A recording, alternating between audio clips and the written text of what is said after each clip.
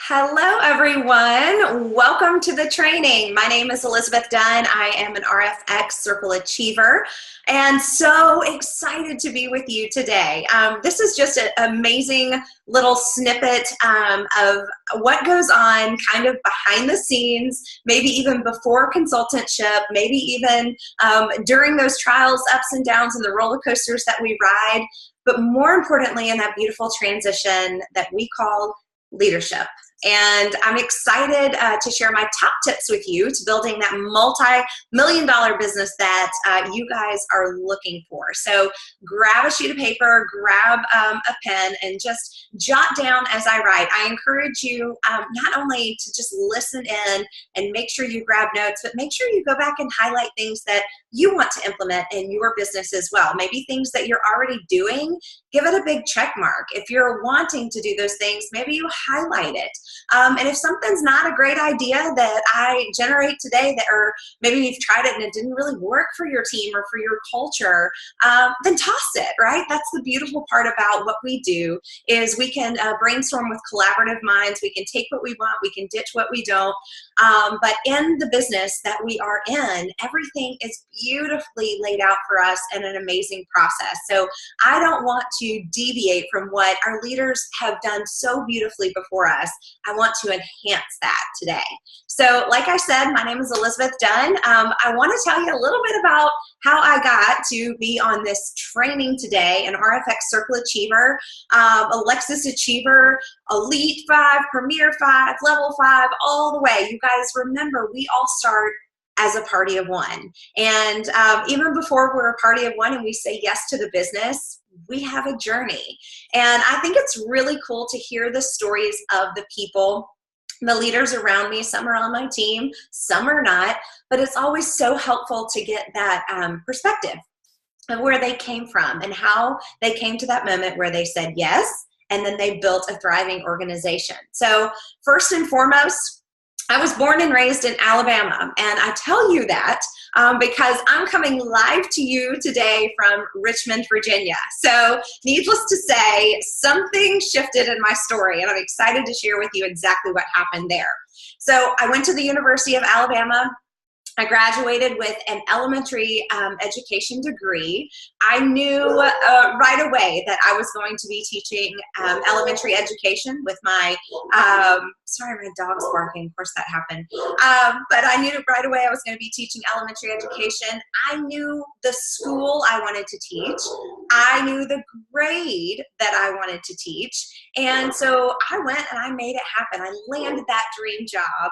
But you guys, lo and behold, in the door walked my dream man. And when that happens, as you can imagine, being in love and a young couple, some of our dreams and the things we thought were going to happen and the way they were going to be played out didn't come to fruition. But God had such a better plan for us. And so we met and married and moved to Jacksonville, Florida, where we had my son, Peyton. And then we moved to Columbus, Ohio, where we had my middle daughter, Caroline. And then we moved to Georgia, Atlanta, Georgia, where we had my youngest, Madeline Grace. And then we moved to Nashville, Tennessee, where I like to tell everyone I gave birth to my Rodan and Fields business. And then now we're here in Richmond, Virginia, and the sky's the limit. So that is my story. So where did Rodan and Fields fall into place? Well, as you can imagine, my teaching career, the one that I was sold on that said job security for life, well, you guys, my certificate flew right out the window of the moving van. Not only was I required to redeem my certification every single time we moved, but I also needed to build rapport with the school systems. I needed to get my foot in the door to be able to teach and to even get a job. And I did mention, but we were a really young couple with really young kids. And I am certain that some of you listening to this call, you may even be a teacher. You're thinking, yeah, I remember, I know how she feels, or that budget was tight. And that's where we were, you guys. Our dreams were coming true left and right. But like I said, it was it was really the road less traveled for us. I had no idea any of this was going to take place. And as much as I tried to stay afloat, my teaching certificate was not renewed every time we moved. And so I lost it. And in that, I will tell you there's been some healing. Every time I tell my story, I get teary-eyed because I remember that girl and how much and how devastating that was. But one thing that I realized along the way was that I was actually an entrepreneur at heart. What I loved was finding a need and filling it. So like I said, my husband is an amazing provider. You guys, he was getting promotions every time we moved. So don't feel too bad for us. But a lot was transitioning in my world and becoming a brand new mommy, becoming a mommy of multiple children and a new wife and losing my career. I was grasping for something.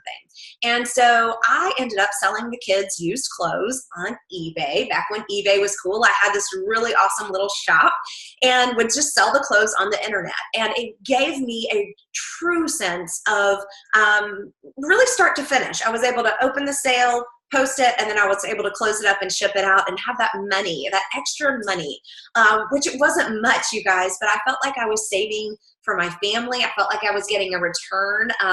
Clothes are probably the worst investment you could ever make, especially babies' clothes where they're doing all that fun stuff at that age. But I was making money back from what we had spent.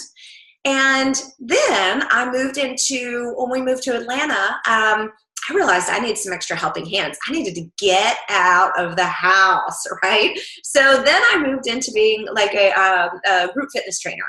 And I went and got my certification for that and jumped into this boot camp world. I had free childcare with the gym, would teach and train and encourage women and men to be their best. I would teach them how to soar past their limits and really get into awesome physical shape. And if nothing else, they succeeded because they showed up to the class, right? So that was my journey. And then I found you see where this is going. So then I found a job where I was able to stay at home. And that job, I was running a team of women that were working with social media, and we're analyzing reviews online and then giving them back to the manager. So hotels, spas, restaurants, you go out to eat, you take a picture of your food, for better or for worse, and you post it on Yelp, you post it on OpenTable, Facebook, Twitter, Instagram, you name it. And we were harvesting all these reviews and then giving people report cards, right? So you can see how my path led me to Rodan & Fields. When I was introduced to Rodan & Fields, I understood having a team. I understood social media. I understood what I didn't appreciate about my eBay days when I was shipping out inventory left and right, waiting on things to sell, discounting things because they didn't, and then getting stuck with the stuff that didn't sell, right? So I understood that mentality. I was approached with Rodan & Fields by a complete stranger. I had never met this person before in my life. She got my name from my very best friend who lived in Birmingham, Alabama. And the reason that she got my name is because that job I was telling you about, well, it turned into a full-time gig. And there was a day that I remember vividly working, and something had hit the fan in our computer system. And I remember looking down and seeing this baby over here playing with a puzzle, and this baby over here coloring, and one was sitting behind me eating Cheerios. And I remember thinking, this isn't it. This isn't it. I'm not being the mom that I promised I would be. I'm not being the wife I promised I would be. I was married to that computer and the team that stood behind it, not the vows that I promised these beautiful children when they came out, that I would be the most amazing mom to them that I could be. I was not living up to what I promised them. So I walked away from my job. Something I don't do. I ran from it. I quit, and I called my best friend, and I said, I need your help. And she said, all right, what you got? And I told her, and she said, okay, well, give me a couple days. I'll call you back. So she called me back, and she said, okay, I've got this girl that goes to my church. I don't know anything about the company. I don't know what she does, but I know she's happy. I know she's making a lot of money. I know she's home with her kids, and she wants to talk to you. I said, okay. So I was a referral. That's a great thing to write down. It's not part of my training, but write it down. Referrals work, you guys. I was a referral to Emily Pennington. She told me much of what you heard about the doctors, about the products, about the no inventory, all of those amazing things. And it took me about 2 weeks to really wrestle down direct sales. I was allergic to direct sales at the time. I had preschool kids, and I was fleeing from the moms that were trying to get me to host a party because I had great networks from all these different states I lived in and things. It offended me. Really, it did. So I had to wrestle that down, and I had to get right with it. And I did my due diligence, and I asked Emily a lot of hard questions. Again, not part of the training, but a part of my story. If someone's asking you hard questions, I hate the word objections. It's a conversation. I wish we could remove objections out of the play. It needs to be a conversation, because I asked her some really hard questions. Some questions that most consultants probably would have been like, why, like, gosh, that is so aggressive. Like, why are you asking that? Like, anyway, don't be offended by questions. Don't worry about objections. But we plowed through those. We really wrestled those down. And she answered all of my questions without a care in the world. You guys, I never, ever felt like her success was dependent on my yes. She never seemed desperate. She never seemed excited, chomping at the bit to sign me up. It was just, here's what we're doing. I'd love for you to come along. We're going anyway, so why don't you try it? And those were the words that I used at my BBL was, why not me and why not now? Because I couldn't figure out why I wouldn't just try it. So I jumped on, I said yes. In 12 months, we hit level 5 as a team. Very shortly after that, at 13 months, we hit Premier 5. And then we hit Lexus at 15 months. And then we kind of sat at Premier Lexus for a little while. And then we hit Elite and RFX right at that 3-year mark. So it was, I wouldn't say it was the fastest ride ever, but I will tell you, it seemed like a whirlwind going through it. So I'm going to hopefully bring you some pieces and tidbits to really hunker down and get that $1 million business flow in the way that you want it to. So first and foremost, we're going to talk about events. And events are how I started my business. Corporate events and local events, consultant-led events, really those are the two categories that I feel like I would like to cover today. And vendor events are a whole nother thing. Those fall into kind of like the BBL category for me as far as the process goes. But I would like to talk to you really about corporate events and then the consultant-led events. The best little, I guess, saying that was told to me very, very early on was those who show up, go up. And I didn't really understand what I was doing when I first got started, but Emily said, you need to go to this meeting. And so I, for that piece, was very coachable and said, okay, I'll go to a meeting. And so I did, and I showed up, and many of the people that were sitting in that room that night I'm still connected with today. I remember seeing some of these, because remember, this was in Nashville, you guys, and gosh, I think there's something like 46 Lexus Achievers in Nashville. Those numbers are probably not correct, but if anything, they're more. But you guys, we were surrounded by legends of Rodan and Fields. And I was able to ask questions. I was able to network. I was able to bring my guest and introduce my guest to someone who had far surpassed anything that I had done in the business at that time. So it was almost like being able to say, this is who you're a part of. This is what you're going to be a part of. This is who we get to learn from. So if anything, I would encourage you, corporate events, always, always, always, and consultant-led events, show up. Show up. I want you not to think about what you can't add, because that's really where my mind got into trouble, was when I was like, I'm just an EC. Like, why do I need to go? I'm not going to contribute. But what I did was I dressed up that night as if I was a level 5 and showed up and held the confidence as if I was, because that's where I was going. That's where I knew I wanted to be. Make sure that you are bringing guests to these events. We do not have them to hear ourselves talk. It is so much fun to have a community, and it's great to have a glass of wine and have fun and get to know everyone, but really they are there to help lead you to your next success, whatever that looks like, whether it's a PC or a new consultant or a new title or a car. You guys are all chasing after so many different things. So make sure you're showing up to those. Do not let them pass. I like to talk about corporate events a little bit too.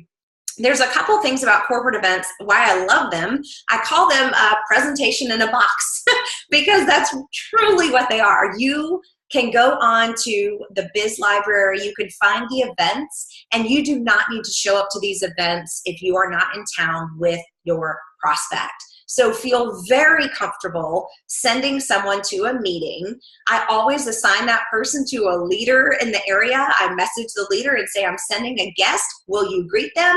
They always say yes because we're so abundant, and goodness knows I would do the same thing for them. They will get everything they need to know about rotating in fields. They will have the same exact business presentation that they're doing all across the country.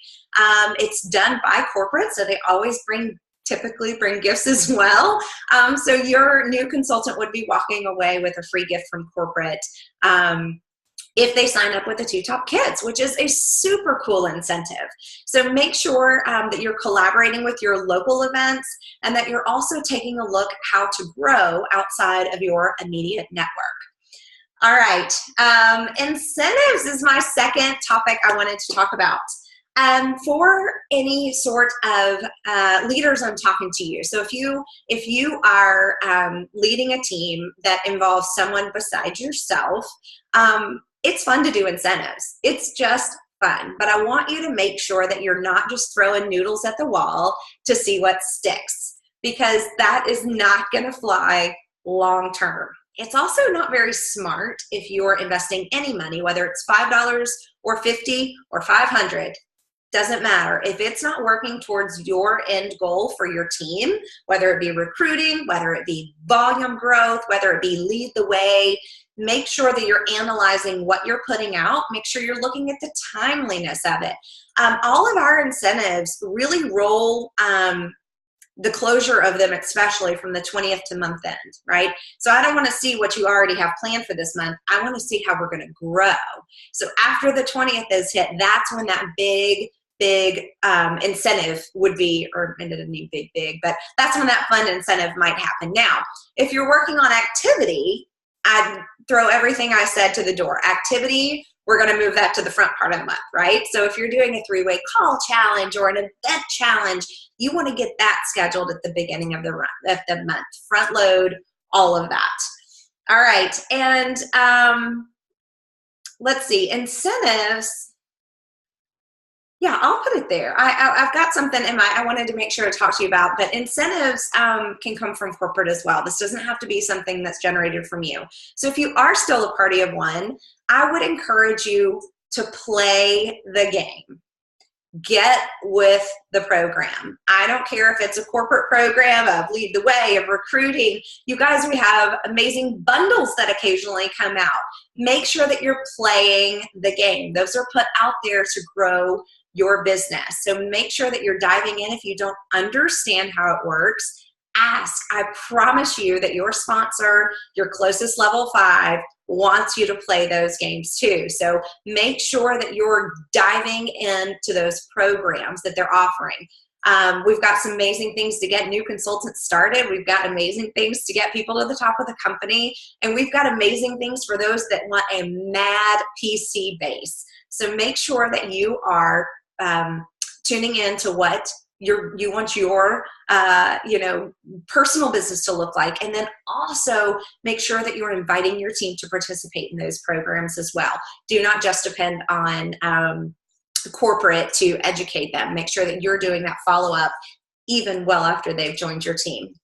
All right, recruiting, yay! yeah, everybody's favorite subject, right? So this is so much more fun when you have people to do it with, right? It's the name of the game. We are better together. And it's one thing for you to win, the race, but it's so much more fun if you can coach your entire team to come with you, right? And that's really what I think most of us signed up for is helping people. And first step for me was realizing I could help people with their skin. I could not move past the recruiting barrier until I realized I was helping people with their skin. And maybe you can go back to, do I trust the products? I don't know. I thought I did. That's the reason I joined the company, is because I thought proactive, hello, like they don't put anything out that doesn't work. So in my mind, I thought I trusted the products, but once I saw that transformation and that confidence and all those messages, they're not going to Dr. Rodian and Dr. Fields, they're coming to me saying, thank you for what you've done to my skin. Then I started seeing results in my own skin, and I guess my confidence shifted and I was able to share, well, goodness, look at this paycheck I'm getting.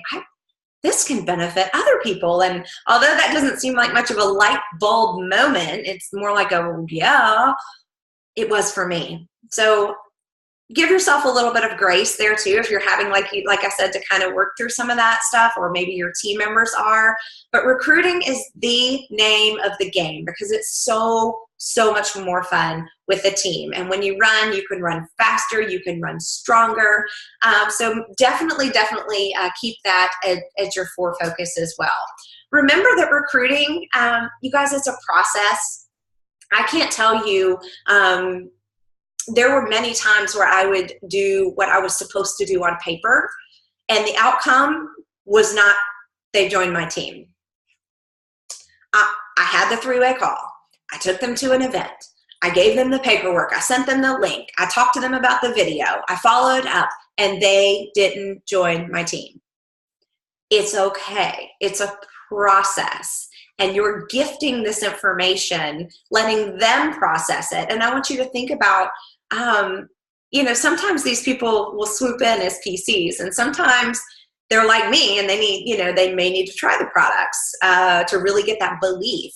So don't give up on someone even when they've gone through the process. But more so, let that be a learning that your funnel needs to be fat and happy at all times. Your funnel is your paycheck. People are going to gradually fall through. Some people will come out of nowhere and fall through. But we need to really make sure that you are talking to people. And if for whatever reason you had no idea that joining Rodian and Fields meant you had to talk to people, then you need to go back to your sponsor and clarify that, because you're definitely going to have to communicate with people, tell people what you're doing. And I talked about it a little bit with acquiring preferred customers, but always lead with the business. And the thought process behind this blew my mind when I first heard it, because there were some people that I prejudged that they would never want to join my team, or maybe even I didn't want them on my team, or maybe I knew they were already part of another team, or what, I don't even know, not of another team, but like of having their own side hustle already, not with our company. And I thought, well, they'll never want to do it. But what I found was when you lead with the business, you can even lead with referral language with the business. So even if there's somebody that you're like, I don't want to go after you, which you really don't want to go after people anyway, but if you don't want to direct the conversation at them, you can be so complimentary about your business and their ability to help you, because at the end of the day, people want to help. And so maybe if you shift your language to say something like, I know this may or may not be for you. I watch you on Facebook all the time, and I love that woodworking business that you have going on. However, because you know so many people and you work with so many people, I thought maybe I could at least tell you what I'm up to, and you might know somebody that this is a good fit for. Okay, so I'm starting with the business, although I didn't necessarily direct it at them. So here's what's going to happen. 99% of the time, people either want to see what you're going to do so they can trust you to send you referrals, or they're going to say, no, thank you, I don't want to join your team. That's okay. That's 99% of the time. So where do you go from there? Well, as a young consultant, you might be like, thanks, I appreciate your time, see you soon. And you might want to tuck and run. But actually the conversation just started, because you see, they told you no for the business. So now they can tell you yes to becoming your preferred customer. So do you see that mind shift there? Imagine if I was to start the conversation with, I've got some really great products. I would love for you to try this 60-day sample I have for you. What would you say about taking my solution tool? And they say, no, I don't want to do that. Well, you cannot go back and say, well, I really wanted to know if you wanted to join my team. No, they don't even want your products. They're not going to join your team. So do you see how that shift in the business, it's going to provide that natural progression to preferred customers if they do not join your team. But it starts the conversation at team rather than starting with products. So I love, love, love to train on that, because I think it's so much easier to talk about our products, right? It's so much easier just to get compliments on lashes and glowing skin, but it really gets a little bit intimidating when you try to ask the people to join your team. So make sure that you're having that conversation. When you're acquiring preferred customers, I like to talk about, I don't know how many of you play tennis. I do not, but I know the term well. Volleying. I consider Rodan and Fields a big game of tennis when you volley. And all that means, the definition of volley, is when you take your racket and you pop the ball and it goes up and over the net without bouncing. So there's no downtime. What it is, it's up and over. So I like to think about those conversations. So I ask a question and they answer. I ask another question and they answer. I ask another question and they answer. It's not, hi, I started my own business with the doctors at Creative Proactive. They're doing for aging what they did in acne in the 90s. You might have seen them on infomercials, but they both stand for trained dermatologists, been working for 50 years. We have great, don't do that. Even though you may have been trained to do that, I was trained to do that, don't do that. How about, hey girl, I just saw your 2-year-old's picture on Facebook. Oh my goodness, she is adorable. It reminded me, I am so sorry, but I haven't gotten a chance to reach around to you yet. Has anyone approached you about Rodan and Fields? Or have you heard of Rodan and Fields? Wait, save all your goodness. Save all your goodness. Save all your breath. Save all your courage, and hold tight to what you have to share and wait for that answer. And then when they say, oh my goodness, no, I haven't heard of it, or so good to see you too, or whatever it is, then you can share. You guys think of Facebook, because I know that's where we're doing our business. Like, that's where it starts. That's where we start the messaging. So when you're thinking about personal space, many people view it as personal space. So imagine your post office man throwing open your front door, spewing packages everywhere, and saying, wanted to let you know you got mail today. Oh my heavens, that would never be welcomed ever in my house, ever. Like, whoa, this is my personal space. Let's try that again, right? Think about how your prospects feel.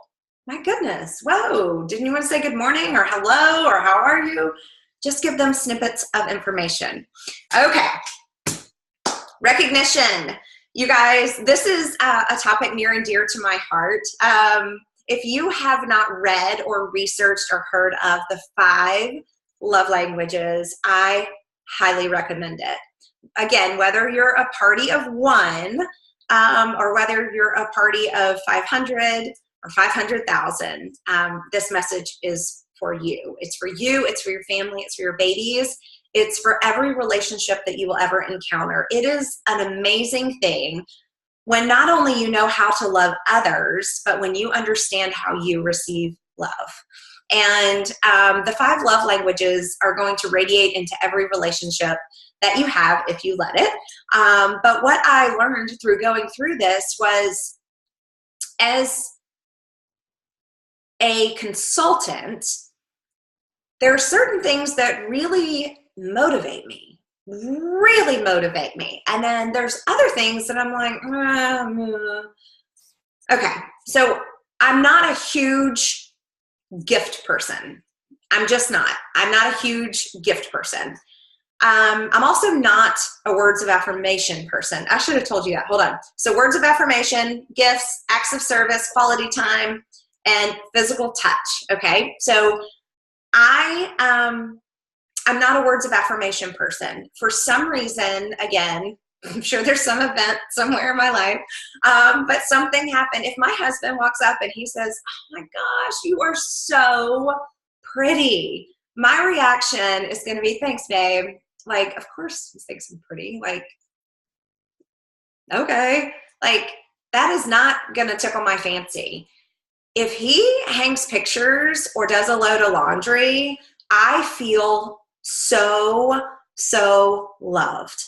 And thank you for taking that off my plate. I'm so appreciative. Okay, so him, on the other hand, he's physical touch, which I would have reckoned to say most men may be. So me, for coming in with all the laundry done, saying, "Look what I did today. You've got dinner, you've got laundry, the house is clean." That's not going to cut it. But if he walks in the door and I walk up to him and give him a big hug and a kiss and tell him how happy I am he is home, I've made his whole day. Now, that's a marriage situation. You can imagine how that trickles down into your team. If you're sending gifts, $5 Starbucks gift cards or Kendra Scott earrings, and you're doing all these fun things, and you're awesome, you're awesome, you're awesome, you're awesome, you're awesome, and all they really want is for you to post on their Facebook wall, like, whoa. Now, once your organization gets large, you can't cater to every single need and every single consultant. But for those directs and for those level 5s and for those RFXers that are going to join you, it's really, really great to understand that dynamic. You're not going to get it right every time, but maybe you do send them a Starbucks gift card. But if they're words of affirmation, you might want to pick up the phone too, or a handwritten note with it saying how much they mean to you. Right. So those are, that's what I wanted to talk about when we talked about recognition, because I feel like sometimes that gets missed when we are playing the programs and jumping into some of that stuff. It's not for everybody, right? So you've got to find a way to motivate your team and figure out what's a really big deal to them. And social media, holy cow, social media. This has taken the whole world by storm. And for coming from a generation where I was not born with a cell phone in my hand, this has taken a lot of learning for me to understand what in heaven's name is going on, how to pull people in to my page rather than push them away, because that's what we want to do, right? So how do you become a magnet on social media? Well, I can give you a couple of my tips. I'm no social media guru. Definitely not. But I do have some things that I consider kind of standard when you're going after, your audience. So I want you to think about yourself as a brand. And I don't want you to think about it just as the Elizabeth brand, or, just as the Crystal brand, or just as, the Leslie brand. I want you to really think about everything that you encompass and your life, being a mom or a dad or a single mom or a cook, or maybe you're a fitness person, or maybe you're a wine connoisseur, or maybe you're a foodie, or whatever it is that you are. Pull that in and think about that brand. And then I want you to think about the brand that you represent. And I always like to double check myself of, would the doctors approve? And this isn't a would the doctors go gaga and think this is the best thing they've ever seen, or would the doctors literally like this, or would they comment on it? It's not that, but would they approve? Would they go, good post? Or would they be like, oh gosh, that's a representative of our team. Here's what I'm getting to. I want you to say no to negativity, and I want you to drown the drama. If I have someone that I am purchasing product from, and I am essentially linked to them because of what I'm purchasing from them, and then they hop on the neighborhood message board, and they start talking about the superintendent, or say that trash service is awful, or someone's dog is barking, and they start kind of like stirring the pot. That's the opposite end of the magnet, y'all. You don't want to do that. You're backing up. Your audience is backing up, going, oh goodness. If there are things that you would like to share, definitely find a friend. And that's my next point. Facebook is not. This is fun. Facebook is not your best friend. Nope, not your best friend. Facebook is not there to hear every woe. It's not for you to cry on. It's not for you to vent to. It's not. It's a really great social outlet, but the people on your Facebook page, especially as you grow, you guys are going to be picking up contacts left and right. They are not your best friend. Equally so, Facebook is not your worst enemy. So please make sure that you're being aware of everything that you're putting out there, and you're not lashing out as if someone has done you wrong. We don't want to blast, if you had a bad experience at a restaurant, or you had a horrible experience somewhere. I understand that social media is a really great outlet to get that problem remedied. But I always think about, if I'm going to do that to other companies, then I'm giving someone else the right to do that to my company. And I'm not going to play that game. So I keep all of my critiques, all of my negativity, all of that in a nice little box that I get to talk to my closest friends about, and to my husband about, and to my community who is near and dear to my heart. So make sure that you represent your brand on Facebook, Instagram, Twitter, wherever you are in social media. All right, and lastly, self-development. Okay, guys, so self-development, up until, this was literally probably 6 months ago, I saw self-development as kind of a spiritually led thing, like something that you would dive into that was maybe a meditation or a prayer time, or something that was involving higher powers than yourself. Self-development, like I viewed it as something that you need to spend time with yourself developing. And I have come into the realization that network marketing is not something that is born and bred in any of us. I would venture to say none of us went to college to grab a degree in network marketing. Most of us do not come from a sales background. And therefore, it's actually, when I think of self-development now, I am all into promoting not only that discipline and that meditation and that prayer time to my team, but I'm also pouring into pulling those same disciplines together, and saying, what about 2 training calls a week? It's something that we've done since I started, with 2 training calls, but I never really saw that as self-development. I saw that as information. I saw that as sort of a training of sorts.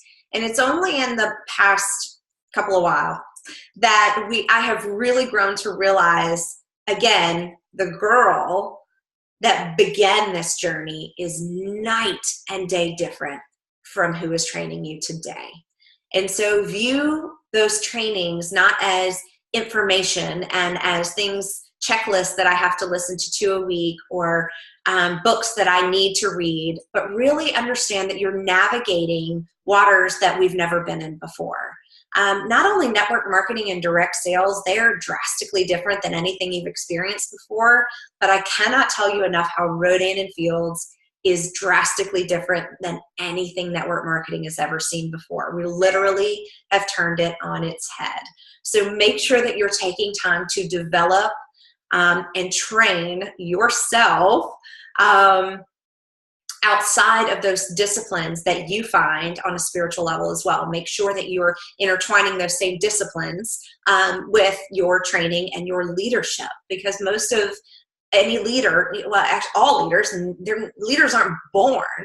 They're developed, they're produced, they're they're molded, they're crafted. And so make sure you're taking that time to do that for you. If you don't understand a concept, or you're struggling with communication, or there's public speaking, my goodness gracious, this is a great example. Take some time and develop that piece of you. But I appreciate you. I want to tell you thank you for taking this time. I've gone into a little bit longer than I wanted to, but I thank you for your time. Thank you for your commitment, not only to your business, to our brand. And I appreciate you so much, and I hope you have a wonderful day. Thank you, guys.